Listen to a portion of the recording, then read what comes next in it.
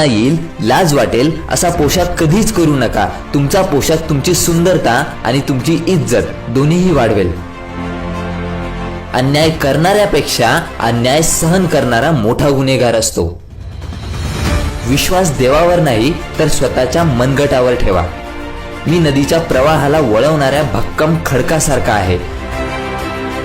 माणूस धर्माकरिता नाही तर धर्म माणसाकरिता आहे. शिका, संघटित व्हा आणि संघर्ष करा.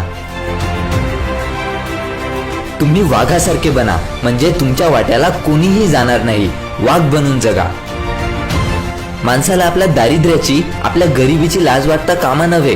लाज वाटायला हवी ती आपल्या अंगी असलेल्या दुर्गुणांची. 100 दिवस शेळी होऊन जगण्यापेक्षा 4 दिवस सिंहासारखे जगा. शिक्षण हे वाघिणीचे दूध आहे, जो ते